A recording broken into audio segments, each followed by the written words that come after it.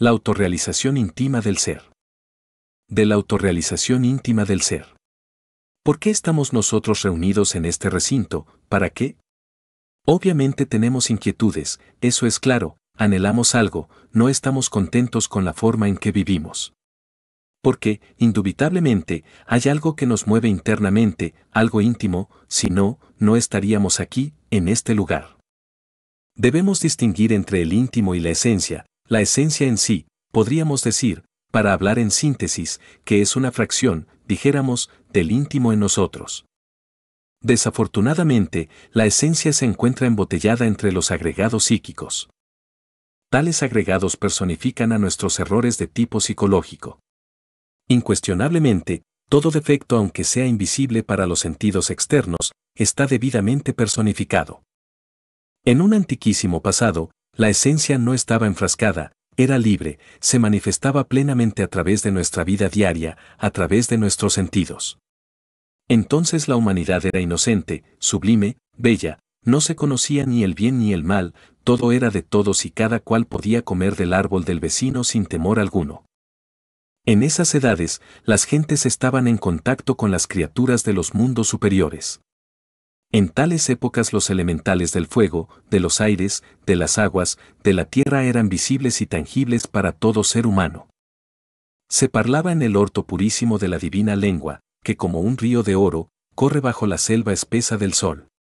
Existía un lenguaje cósmico, inefable, en el que parlan los Elohim, en el que parlan todos los elementales de la creación. Esa era la lengua primigenia. Tiene su gramática perfecta, eso es obvio. Por ejemplo, si quisiera a ustedes en lengua sagrada decirles que permaneceré un tiempo más aquí en darles las enseñanzas, cumpliendo con mi deber, les diría, Samael Aunguie, Masley Murim Seidua.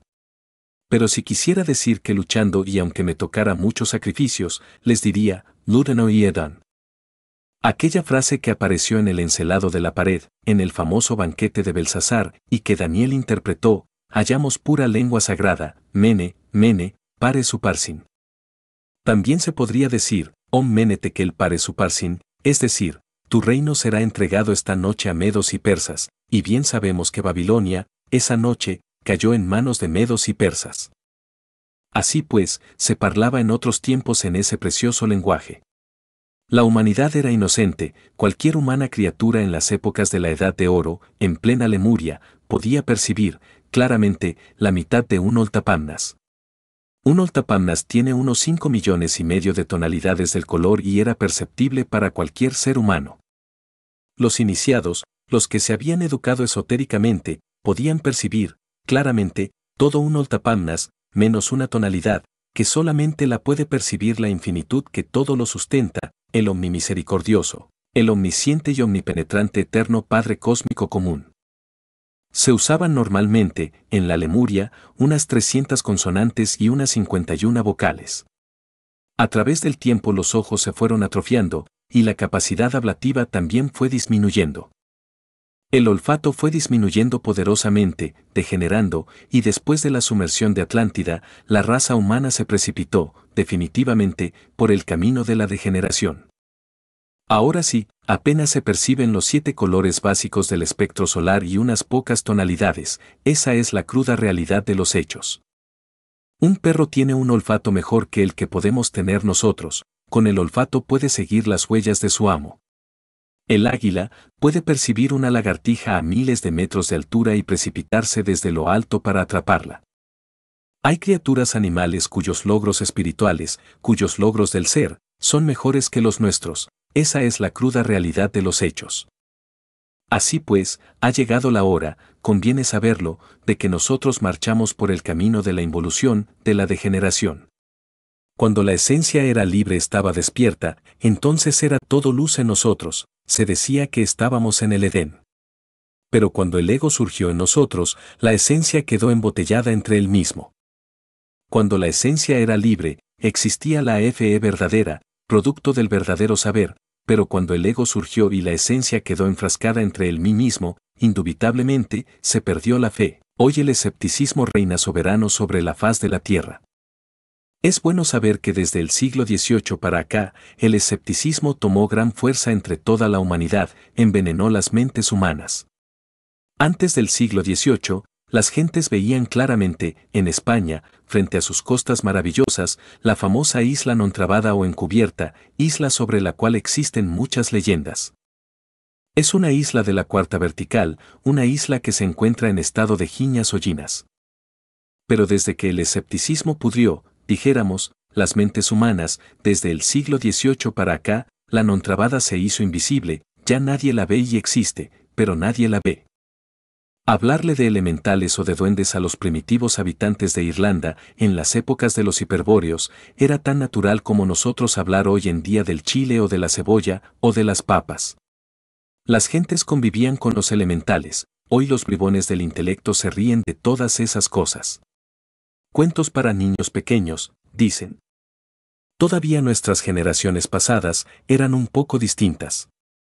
A los niños se les regalaban cuentos de hadas, para que se distrajeran, y no hay duda de que esos cuentos preparaban su mente para la percepción de los elementales. Hoy a los niños se les regala aventuras de distinta especie, cosas que huelan a guerra, cosas que huelan a pistolas, crímenes, robos, etc. Total, que se prepara a los niños desde la infancia, para homicidas, ladrones y 50.000 cosas más.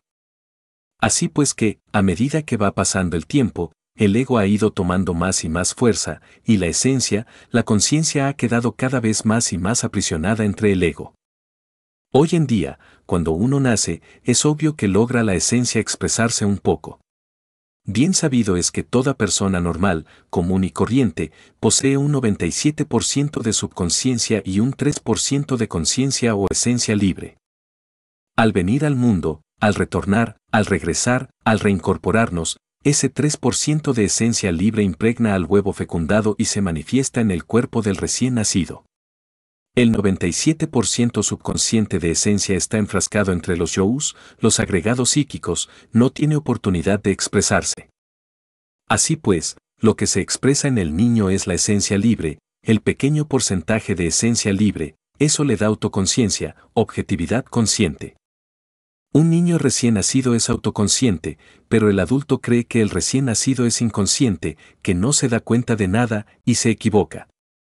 El recién nacido, precisamente, es distinto, ve estado lamentable en el que se encuentran los adultos, no ignora que los adultos están dormidos, los ve como son, está despierto. Los yous o agregados psíquicos, o como les llamemos, personificando errores, dan vueltas alrededor de la cuna de aquella criatura, van, vienen, quisieran entrar en ese cuerpo, pero no tienen la oportunidad. ¿Cómo? Resulta interesante ver que solo la esencia pura, libre, autoconsciente, logra expresarse a través del niño, por eso el niño está despierto. A veces ríen las criaturas, ¿con quién ríen? Con sus propios yous que van y vienen, otras veces se atemorizan cuando ven a sus yous muy feos. También suelen ver a los familiares de sus pasadas existencias, recuerdan sus vidas anteriores, no ignoran nada y eso es maravilloso. En los tiempos en que el ego no había surgido en la especie humana, todos éramos como niños, podíamos ver a los ángeles, a los dioses, a los seres inefables y platicar con ellos cara a cara. Cuando el ego se desarrolló, esa felicidad se perdió. Así también, cuando nace el niño, en principio su esencia se manifiesta, pero más tarde las cosas van cambiando, los yous comienzan a expresarse a través de la personalidad, y al fin, la esencia, queda allá en el fondo, olvidada. Desgraciadamente, con la educación que recibimos de nuestros instructores, con el ejemplo de nuestros familiares, la personalidad se va desarrollando. Incuestionablemente, esta personalidad viene a constituir algo así como una especie de doble conciencia, o mejor dijéramos una conciencia falsa. En la personalidad están las costumbres que nos han inculcado, los hábitos que nos hemos formado, las doctrinas con que nos han educado, los conceptos que hemos elaborado, la educación recibida, etc. Por tal motivo, la personalidad viene a desplazar a la verdadera conciencia, la conciencia viene a quedar en el fondo del olvido, sin oportunidad para su manifestación. Lo único que viene a expresarse a través de nosotros es la falsa conciencia, la personalidad falsa. Así pues que, la falsa personalidad actúa en forma mecánica. Para toda pregunta tiene una respuesta siempre mecánica, vive de acuerdo con sus hábitos, con sus conceptos, con sus opiniones, con sus emociones inferiores, con sus instintos, con sus impulsos animales, etc. Las actividades de nuestra humana personalidad son inconscientes, mecánicas. Nada sabe nuestra personalidad sobre lo que es la conciencia verdadera, la ignoramos. Nuestra vida es completamente mecánica, funciona, sí, pero mecánicamente, debido a la ley de las asociaciones. Es algo semejante a aquello del manejo del automóvil, va uno conduciendo su vehículo por las calles de la ciudad y todo el movimiento de la máquina se va realizando automáticamente. Uno cumple con mover tales o cuales palancas y el aparato funciona, se mueve, viajamos miles de kilómetros, y sin que nos demos cuenta absolutamente para nada del modo como están trabajando las distintas piezas de la máquina. El que se sienta a tocar el piano se haya inspirado, hace vibrar las notas deliciosamente, se arroba por el éxtasis, pero, ¿qué sabe el del mecanismo del piano? ¿Cómo se está procesando la mecánica de sus dedos cuando mueve la tecla? ¿Cómo funciona todo su funcionamiento biomecánico? Eso es ignorado por él. Él se encuentra en éxtasis haciendo vibrar sus melodías, y eso es todo. Así también, la conciencia en el fondo vibra con todo el cosmos, pero, ¿qué sabe la personalidad de eso? Nuestra vida se desenvuelve dentro de una mecánica subjetiva total. Nada sabemos sobre lo real, no tenemos conciencia de los misterios de la vida y de la muerte, no sabemos por qué actuamos, por qué vivimos, para qué trabajamos, cuál es el objeto de nuestra existencia. Estamos sumidos en la más supina ignorancia. La falsa conciencia ha desplazado a la verdadera conciencia. Esta falsa conciencia de relumbrón suele a veces ser hasta, dijéramos, sorprendente, pero, obviamente, funciona de manera mecánica. Somos muñecos mecánicos, para hablar más claro, simples robots programados para tal o cual profesión, para tal o cual arte, para tal o cual oficio o trabajo. A uno lo programan, lo meten al kinder de acuerdo con determinado programa, luego pasa a la primaria de acuerdo con el programa, a la secundaria, a la prepa, y si tiene mucha suerte y le ayuda un poco el seso, va a la universidad, programado. Al fin recibe un título, eso es obvio, ahí le sirve para ganarse unos frijoles, como decimos por ahí. Pero, al fin y al cabo, no es más que un robot programado y eso es todo. La conciencia no ha intervenido para nada en todo ese programa. En todo ese programa, la personalidad, que es el verdadero robot, funciona, no está programada para los asuntos esotéricos, no la han programado para estudiar los misterios de la vida y de la muerte, tampoco han programado a ese robot humano para estudiar, por ejemplo, lo relacionado con las fuerzas sutiles de la naturaleza. Si a eso se añade que la esencia está enfrascada, embotellada de entre el ego, entonces no hay fe, ¿de dónde va a salir la fe, si el ego no tiene fe? Conclusión, un robot sin fe, cargado de muchas doctrinas, que nada sabe sobre sí mismo ni sobre los demás, esa es la cruda realidad de los hechos, y resulta lamentable de verdad. Ha llegado la hora de que nos preocupemos un poquito más por sí mismo, ha llegado el instante de que tratemos nosotros de autoexplorarnos para autoconocernos, solo así, de verdad, podremos lograr el despertar de la conciencia. Es bueno saber que, hoy por hoy, nuestro centro de gravedad está establecido, exclusivamente, es decir, nuestro centro magnético se halla completamente establecido en la personalidad. Es necesario que ese centro magnético cambie de lugar, sacarlo de la personalidad y establecerlo en la conciencia, eso es obvio. Sí, a medida que nosotros vayamos desintegrando los elementos indeseables que en nuestro interior llevamos, la personalidad se irá volviendo más pasiva y la esencia o la conciencia más activa.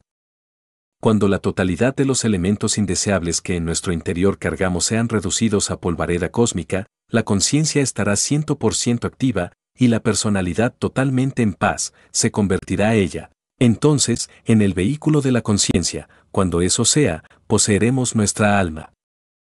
Ahora podrán ustedes comprender el significado profundo de esa frase del Evangelio que dice, en paciencia poseeréis vuestras almas. Hoy por hoy, no podemos decir que nosotros poseemos nuestra alma. Al contrario, el alma nos posee, somos un fardo pesado para nuestra alma, somos como un tumor canceroso para nuestra alma. Pero cuando nosotros destruyamos completamente el ego, entonces la conciencia liberada, la esencia pura se manifestará a través de nuestra humana persona con todo el señorío de los tiempos antiguos. Volverá a hablar en el lenguaje purísimo de la divina lengua, que como un río de oro, corre bajo la selva espesa del sol. Volverá a ver a los dioses del fuego, de los aires, de las aguas, de la tierra. Los príncipes de los elementos abrirán para nosotros las puertas de sus paraísos. Habremos regresado al estado paradisiaco. Será entonces cuando realmente poseeremos nuestra alma, cuando de verdad seremos todo alma, hasta nuestro mismo cuerpo humano se volverá alma y seremos 100% alma. Comparemos ese estado con el que nos encontramos en la hora presente, con esta personalidad artificiosa, mecánica, educada de acuerdo con ciertas costumbres, programada como cualquier robot. ¿Qué podemos saber nosotros sobre la verdad, sobre lo real, sobre eso que está más allá del cuerpo, de los afectos y de la mente? Sin embargo, son muchos los que piensan que conocen la verdad. Recordemos las palabras del Cristo: conoced la verdad y ella os hará libres. La verdad no es cuestión de teorías, ni de conceptos, ni de opiniones, ni de ideas. La idea que alguien tenga sobre la verdad no es la verdad. El concepto que alguien haya podido elaborar sobre la verdad no es la verdad. Una opinión, por respetable que sea, en relación con la verdad, jamás es la verdad. La verdad es lo desconocido de instante en instante, de momento en momento. La verdad es cuestión de experiencia directa, como cuando uno mete el dedo entre el fuego y se quema, o como cuando traga agua y se ahoga. Cuando a Jesús el Cristo le preguntaron, ¿qué es la verdad?, guardó silencio. Y cuando al Buda Gautama Sakyamuni le hicieron la misma pregunta, dio la espalda y se retiró. Es que la verdad no es cuestión de palabras, sino de experiencia vivida. Ustedes podrían sentir el éxtasis de una bella puesta de sol, pero, ¿cómo harían ustedes para que otro sintiera ese mismo éxtasis? ¿Creen acaso que relatándolo lo sentiría? Esto tiene que sentirlo uno por sí mismo y en forma directa. Ha llegado, pues, la hora de hacer un inventario de lo que nosotros somos, de lo que nos sobra y de los que nos falta, para trabajar de verdad sobre sí mismos, aquí y ahora. Obviamente, existen tres mentes, y eso es algo sobre lo cual he venido hablando mucho en mis últimas pláticas. La primera la podríamos llamar nosotros la mente sensual. Esta elabora sus conceptos de contenido, exclusivamente, con los datos que aportan los sentidos externos, es decir, mediante las percepciones sensoriales externas. La segunda es la mente intermedia, en la cual están depositadas las creencias religiosas. Y la tercera es la mente interior. ¿Qué puede saber la mente sensual sobre lo real, sobre los misterios de la vida y de la muerte, sobre el alma, sobre el espíritu, sobre la eternidad? Absolutamente nada. Obviamente, ella elabora sus conceptos de contenido, exclusivamente con los datos aportados por los sentidos. Su vehículo es demasiado estrecho y no puede salirse del límite del mundo místico sensorial. La segunda mente, la intermedia, por muy brillante que sea, solo tiene creencias religiosas, pero nada puede saber sobre la verdad. Y en cuanto a la tercera, la interior, está cerrada. Ella es la única que tiene acceso a lo real. Jesús el Cristo advierte a sus discípulos: cuidaos de la levadura de los saduceos y de los fariseos. ¿Cuál es la levadura de los saduceos? La doctrina de los 5 sentidos, las doctrinas materialistas. ¿Y cuál es la levadura de los fariseos? Las doctrinas de la mente intermedia.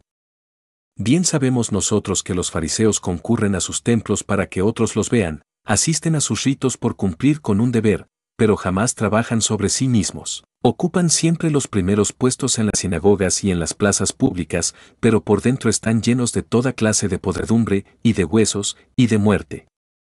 ¿Qué puede saber los fariseos sobre lo real? Si se quiere saber algo sobre lo real, hay que abrir la mente interior. Esta, en sí misma, funciona con los datos de la conciencia superlativa del ser. El resorte que la mueve es otro, el de los datos de la conciencia. Así pues, que quien abre la tercera mente conoce lo real, tiene acceso directo a los misterios de la vida y de la muerte, puede recordar sus vidas anteriores, puede estudiar los libros de la ley, donde está su propio debe y haber, puede entrar en contacto directo con los dioses de la aurora del Mahamantara. Puede platicar con ellos cara a cara. Solo aquel que ha abierto la tercera mente tiene fe. La fe nada tiene que ver con las creencias. Fe es una cosa y las creencias son otras.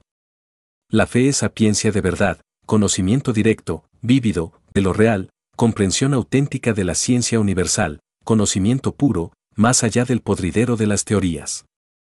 Quienes piensan que la fe es algo así como las creencias religiosas, ha confundido a la tercera mente con la segunda. Quien piensa así, no conoce en realidad de verdad, a fondo, la psicología revolucionaria.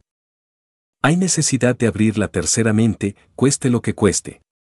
Y esto solo es posible aniquilando los agregados psíquicos. Ese es el camino obvio a seguir.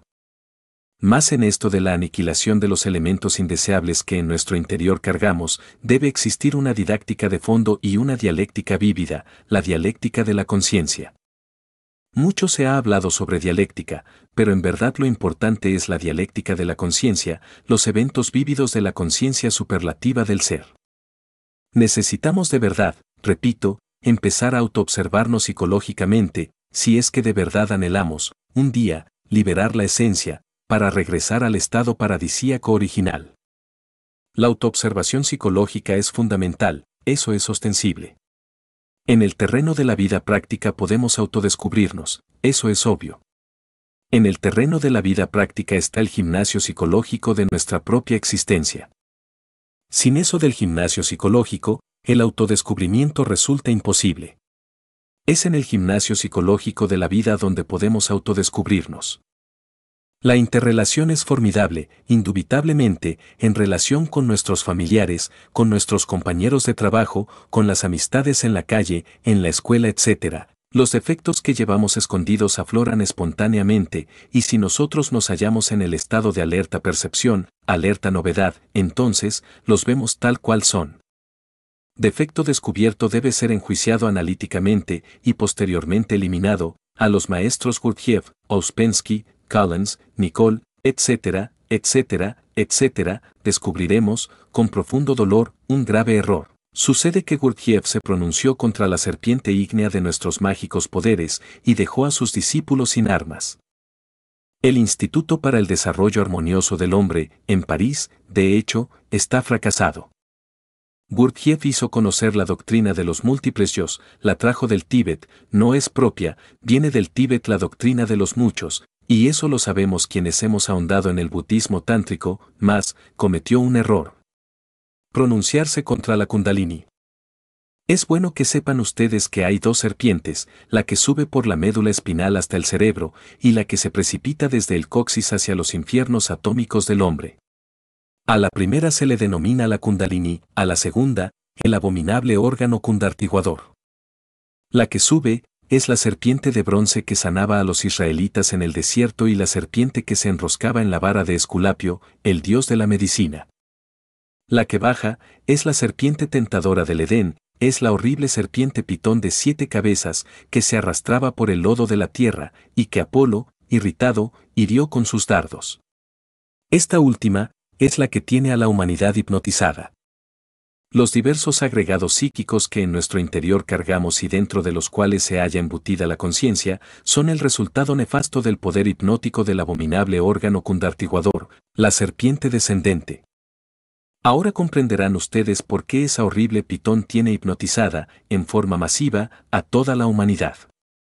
Pero atribuirle a la serpiente de bronce que sanaba a los israelitas en el desierto, el poder hipnótico fatal de la horrible pitón que se arrastraba por el lodo de la tierra, resulta de hecho absurdo en un 100%. Si a la humanidad no se le enseña eso de la serpiente ascendente, indubitablemente no podrá desintegrar los elementos indeseables que lleva en su interior.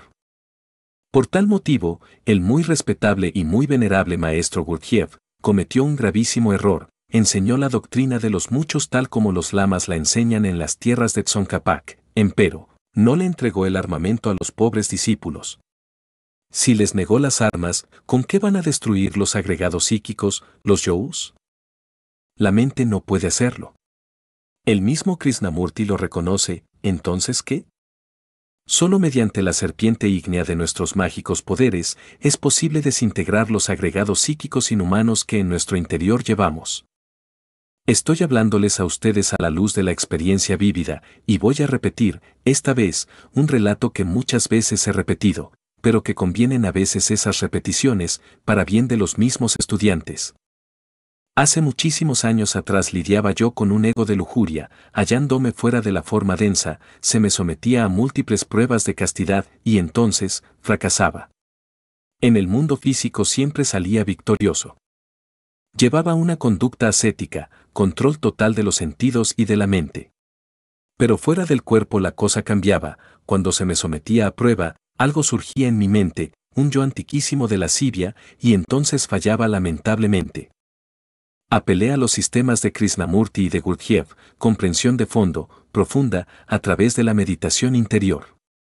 Tratar por medio de la meditación de comprender el proceso de la lascivia, de la lujuria. Incuestionablemente, el poder del discernimiento, ahondando, se hacía sumamente penetrante, era como el bisturí del cirujano, tratando de sacar la raíz allá, de un tumor canceroso, mas todo resultaba inútil.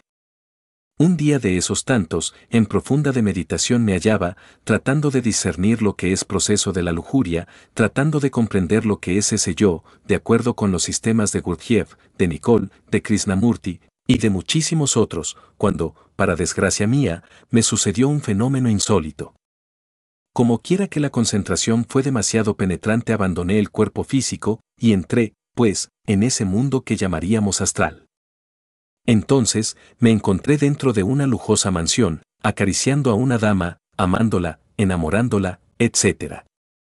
Exactamente lo contrario de lo que yo estaba haciendo, la antítesis, como si por oposición terca quisiera aquel yo nefasto, destrozarme totalmente mi trabajo. Al volver otra vez al cuerpo físico, pasado el éxtasis, me sentí defraudado. Comprendí que el sistema de Krishnamurti, a base de pura comprensión, y el de Gurdjieff, y el de Ouspensky, y el de Collins, y el de Nicole y 50.000 autores más, no servía, en la práctica había fallado. Incuestionablemente, pasé por un momento de terrible desorientación, se formó un caos en mi mente, me vi metido dentro de un callejón sin salida. Pero, afortunadamente, fui auxiliado, como quiera que siempre me preocupe por auxiliar a otros, por llevar la enseñanza a otros, pues, merecí ser auxiliado. ¿Cómo podría uno recibir auxilio si no es capaz de auxiliar a los demás? Pero yo me había preocupado por dar la enseñanza a otros, entonces, merecía ser enseñado. Y un día de esos tantos fui asistido. Al penetrar en el templo, hallé en el umbral a uno de los guardianes de la Esfinge de Egipto, yo conocía a ese adepto, había sido amigo de él a través de muchos siglos, mirándome fijamente me dijo. De entre un grupo de hermanos que trabajaron en la novena esfera, y que después de haber trabajado se presentaron en este templo, tú eres el más adelantado, pero ahora, me dijo, te estás quedando rezagado, estancado. Mi pregunta obvia fue: ¿por qué? Respuesta: porque te falta amor. ¿Cómo, amor? Si yo estoy ayudando a la humanidad y lo que se lo comparto con mis hermanos, con mi prójimo, ¿por qué me va a faltar amor? Porque te habéis olvidado de tu madre, eres un hijo ingrato. ¿Cómo? Dije, pero si ella desencarnó hace rato, ¿dónde la voy a buscar? Dijo. ¿No sabes dónde está tu madre? Dije. No sé. Es imposible que no sepas dónde está tu madre. Óyelo bien, lo que te estoy diciendo es para tu bien, escúchame. Así me dijo el guardián, me despedí de él. Pasaron algunos días y yo seguía reflexionando, tratando, pues, de ahondar en toda esta cuestión. Al fin, como dice el dicho por ahí, se me encendió el foquito. Un día de esos tantos me acordé de Devi Kundalini Sakti, la serpiente ígnea de nuestros mágicos poderes, la madre cósmica particular de cada uno de nos. Y yo que había leído tantos libros, que había leído a tantos autores, en verdad todos hablaban de Ma Kundalini, la madre cósmica universal, pero no había uno que hablara sobre nuestra madre cósmica particular, individual. Existe, ella es una variante de nuestro propio ser, pero derivado. Nuestro ser tiene muchas partes, y una de las partes más importantes de nuestro ser es nuestra madre cósmica particular, individual. Devi Kundalini, le dicen los indostanés, Isis, exclaman los egipcios, Diana, gritan los griegos, Tonantzin, dicen nuestros antepasados de Anáhuac. Me concentré en ella profundamente y fui asistido. Entonces, se me llevó ante uno de los tribunales de la ley del karma. El juez se sentó. Y como dicen las sagradas escrituras, los libros se abrieron. Avancé unos pasos, se me leyeron viejas cuentas medievales, errores de antiguas vidas. Posteriormente, pude evidenciar cómo había surgido este yo, veía los desórdenes cometidos en la Edad Media. Se dieron órdenes al verdugo cósmico y él avanzó con la espada decidida. Cuando le vi venir me sentí terriblemente defraudado, tanto luché allá en el mundo físico, dije, por ayudar a la humanidad, por darle las enseñanzas, y este ha venido a ser el resultado, ¿de que me sirvió? Dije, ¿haber estado dando las enseñanzas allá en el mundo físico? Mas cuando ya la espada se acercaba contra mi pecho, sentí un movimiento extraño dentro de los cuerpos existenciales superiores del ser, y algo salió de mí, observé y vi, sí, aquel agregado psíquico inhumano. La espada que venía dirigida contra mí, se desvió, siguió dirigiéndose contra ese agregado. Por último, aquel se precipitó entre las entrañas del mundo y quedé libre. Desde entonces pude salir victorioso en todas las pruebas relacionadas con la castidad. Tal lección, para mí fue extraordinaria, maravillosa, y hoy la comparto aquí, con todos ustedes, porque lo que uno sabe debe compartirlo con sus semejantes, eso se llama amor. Y seguí trabajando con Devi Kundalini. Y así fue como conseguí ir eliminando todos los agregados psíquicos inhumanos que en mi interior cargaba. Si no hubiera recibido la instrucción del guardián de la Esfinge del desierto, habría quedado desarmado, ¿con qué habría eliminado yo esos yous? La experiencia me enseñó que a base de exclusiva comprensión o discernimiento, no es posible. No niego que la comprensión sea fundamental, pero no es todo. Se necesita también de la eliminación. Comprensión y eliminación son básicas. Así es como se puede avanzar en el camino de la desintegración de los elementos indeseables que en nuestro interior cargamos, así y solo así. Hoy por hoy, estamos en la ignorancia, en la calle, nada sabemos. No es posible saber mientras la esencia no se desembotelle, no es posible saber algo mientras la conciencia no despierte, no es posible despertar o desembotellarse si no se destruye el ego, el yo, el mí mismo, el sí mismo. Pero, debe haber orden en el trabajo. Todos tenemos el sentido de la autoobservación psicológica.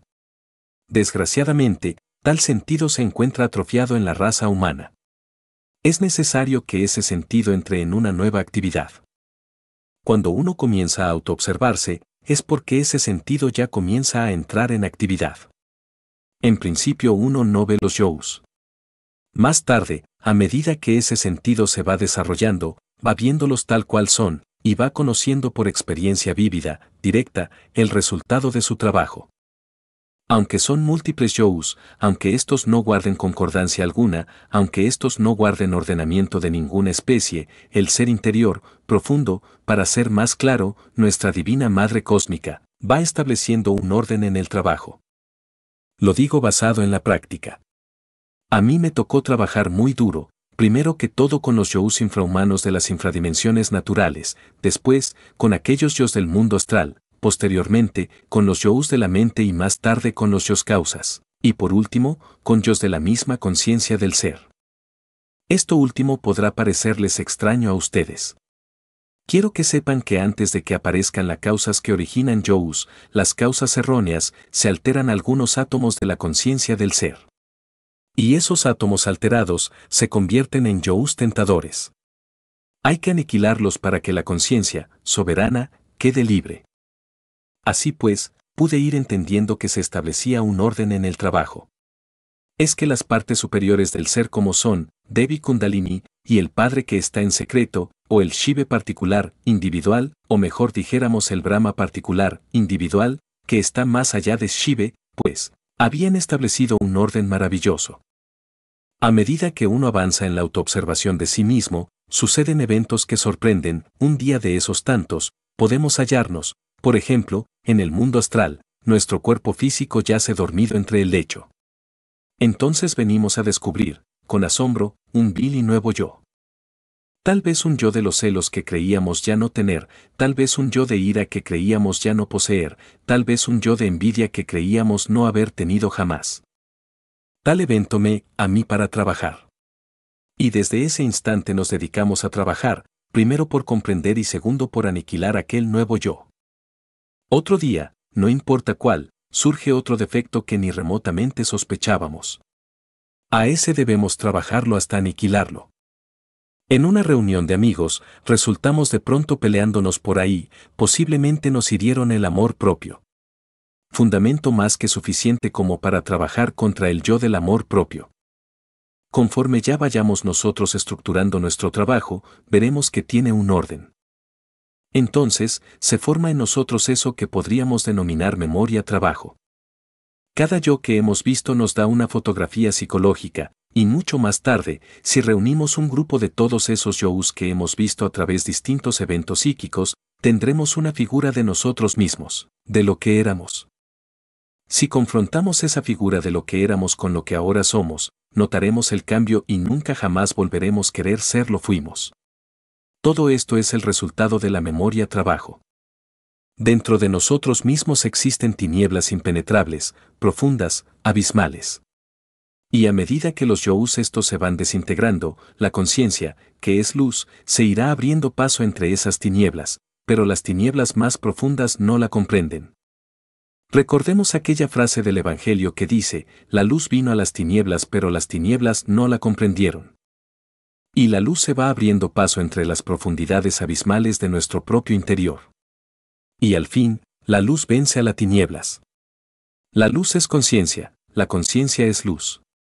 Mas las gentes esto no comprenden, la íntima relación existente entre luz y conciencia, entre conciencia y luz. Llegará un día en que dentro de nosotros habrá triunfado la luz y entonces estaremos iluminados. Las tinieblas son inconsciencia, la luz es conciencia despierta. Cuando triunfe la luz sobre las tinieblas, brillaremos en el espacio infinito. Habremos llegado, de verdad, a convertirnos en maestros del Samadhi, en verdaderos maestros iluminados, en verdaderos maestros resplandecientes. El estado en que nos encontramos ahora es de profundas tinieblas.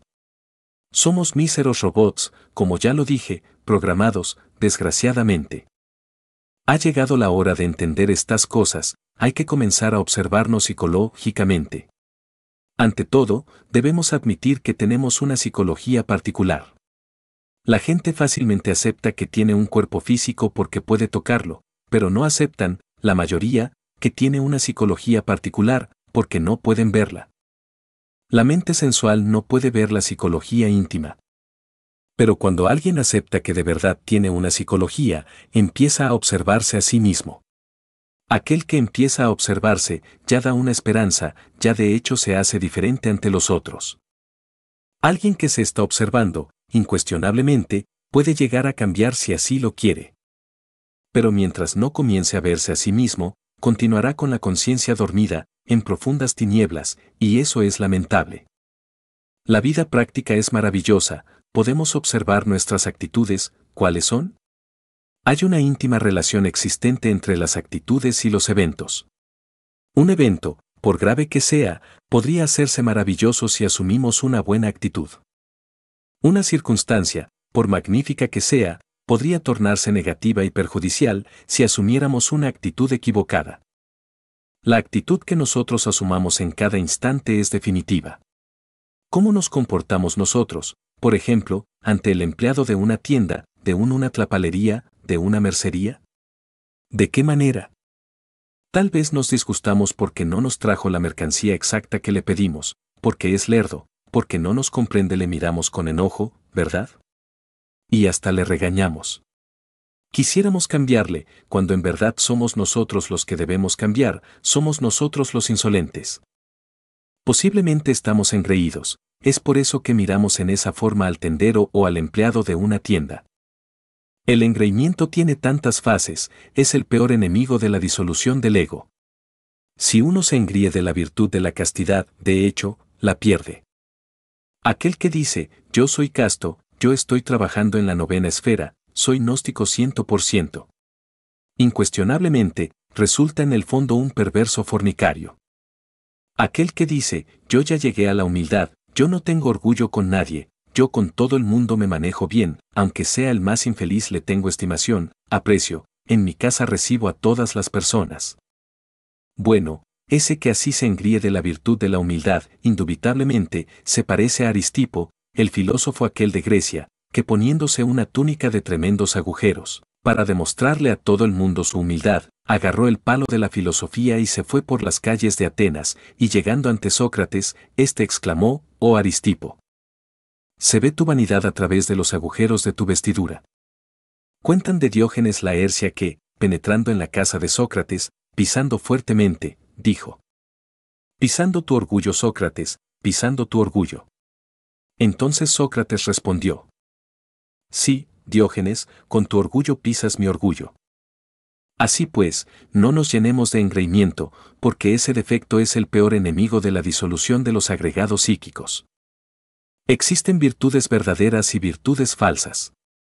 Las virtudes son como las piedras preciosas, las hay verdaderas y otras falsas, una virtud imitada es una virtud falsa.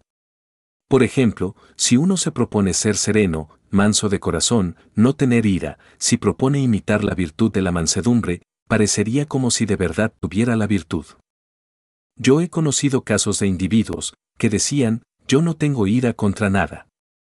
Y cuando alguien les insultaba, bendecían y sonreían, pero al mirarles yo su sonrisa, podía ver que ésta terminaba en una mueca de dolor.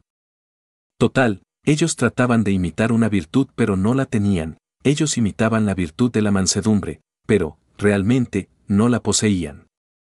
Para poder llegar a tener la virtud de la mansedumbre hay que eliminar los yous de la ira, que son legión. Y ese es un trabajo largo y duro. Para llegar a tener la virtud de la castidad, hay que eliminar los yous de la lujuria, y ese es un trabajo grave, más amargo que la hiel, que dura toda la vida, y aún varias vidas. Para llegar a tener la virtud de la tolerancia, tiene uno que eliminar el yo de la intolerancia, y este es un trabajo dispendioso, terrible. Las virtudes imitadas son piedras falsas, no son reales. Solo las virtudes verdaderas son piedras auténticas, legítimas, verdaderas. Así pues, hay que aniquilar los yous para que queden en nosotros las virtudes. Y cada virtud hay que pelearla uno mucho para llegar a tenerla, es una gema preciosa que tenemos que sacar del fondo del abismo con la punta de la espada. La virtud no es cuestión de poses pietistas, la virtud no es cuestión de fingidas mansedumbres, ni de puritanismos de mal gusto, no. Las virtudes hay que conseguirlas a través de muchísimas luchas, peleando con el filo de la espada contra las huestes tenebrosas que llevamos dentro. Virtud viene de una raíz que es vir, de virilidad, de lo viril. Solo con virilidad, solo a través de la lucha se pueden conseguir la gema esa preciosa, que corresponda a alguna virtud. Vean ustedes que el trabajo que tenemos que realizar es largo, duro, dispendioso. Se necesita cambiar. No podríamos cambiar si no eliminamos los elementos indeseables que llevamos dentro. Necesitamos pasar a un nivel superior del ser, aún más, necesitamos ascender de nivel en nivel, hasta llegar a la parte más elevada de todos los niveles del ser. Y esto solamente es posible, muriendo en sí mismos de instante en instante, de momento en momento. Solo con la muerte viene lo nuevo, si el germen no muere, la planta no nace. Despertar, sí, eso es maravilloso. Todos ustedes quisieran ver, oír, tocar y palpar las grandes realidades de los mundos superiores, mas duermen.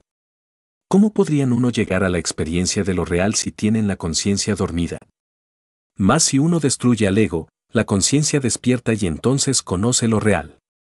Desafortunadamente, la conciencia de los seres humanos está, dijéramos, metida entre un horrible calabozo, entre una inmunda mazmorra, esa es el ego. Pero todos creen que son libres, todos se sienten libres, y todos piensan que son libres. He ahí el error. Se ha peleado mucho por libertad, cada nación tiene sus héroes legendarios, que dieron su sangre por la libertad en los campos de batalla. Pero seguimos siendo esclavos de nosotros mismos, seguimos presos dentro del ego. Desgraciadamente, las gentes están autoencerradas en esa atmósfera pestilente de su propia mente, adorando al querido ego, rindiéndole culto. Solo falta que lo pongan en un altar con un par de velas y se hinquen ante él. Yo soy fuerte, decía por ahí alguien que enseñaba magia negra a sus discípulas y discípulos. Yo soy poderoso, yo soy grande, etcétera, etcétera, etcétera. Así son, así es la humanidad. Liberar la conciencia es algo grandioso. Uno solamente viene a saber qué cosa es libertad, cuando la conciencia rompa, pues, el calabozo en que está metida, y salga a la luz de la vida libre en su movimiento. Y uno solamente viene a conocer la verdad cuando la conciencia se emancipe. Uno solo viene a conocer la felicidad cuando la conciencia salga de la cárcel en donde está atrapada. Antes, no conoce uno la felicidad, confunde el placer con la felicidad, pero no conoce la felicidad. Así pues, les invito a la reflexión sobre estas palabras, es necesario que comprendan. Daré ahora oportunidad para que los que quieran preguntar lo hagan, y yo, con el mayor gusto, voy a responder preguntas. Estudiante. Una identificación conmigo mismo, yo no creía que podría meterme en la plática, me proyecté conmigo mismo, con la misma plática, y empezaba a entender, o sea, antes he venido razonando con una lógica, y ahorita empecé como a deslizarse sin problema, a identificarme con la plática. Maestro. No hay duda de que por un momento, la esencia, por un momento logró, dijéramos, emanciparse aunque fuera momentáneamente de entre el ego, para experimentar la realidad de lo que aquí hemos estado diciendo. ¿Alguna otra pregunta, hermanos? A ver, habla. Estudiante. Es necesario saber, conocer el principio desde que se inició el ego desde de vidas pasadas para poderlo destruir. Maestro. Obviamente, que si nosotros aguardáramos primero a recordar nuestras vidas pasadas para luego empezar a destruir el ego, pues, llegaríamos a un callejón sin salida. Porque no es posible, de verdad, recordar la totalidad de las experiencias de las vidas pasadas si uno no ha destruido el ego. Empecemos por la autoobservación psicológica inmediata, directa, empecemos por vivir en estado de alerta percepción y de alerta novedad, para ir descubriendo nuestros defectos, aquí y ahora. Trabajémonos de instante en instante, y así iremos disolviendo el ego, totalmente. Un día, cuando estemos despiertos podremos recordar nuestros innumerables nacimientos, eso es todo. Estudiante. ¿Qué se es primero, consciente o místico? Maestro. Bueno, la mística es una función muy natural de la esencia, del ser. Un individuo puede ser místico sin haber despertado todavía conciencia. Es más, la mística se necesita, es una función muy natural de la conciencia. Quien tiene la mística da alguna esperanza. Eso es todo. ¿Algún otro? Estudiante. Maestro, ¿en qué consiste el escepticismo? Maestro.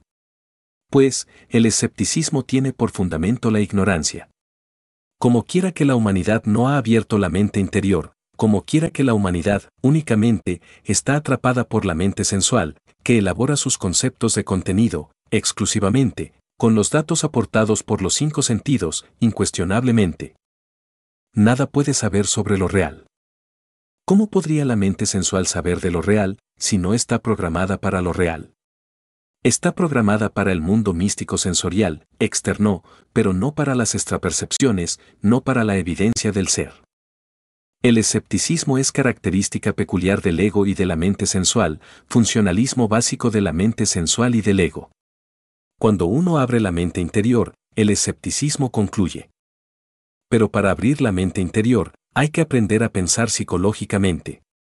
Quien sabe pensar psicológicamente, desintegra el ego y entonces la mente interior queda abierta.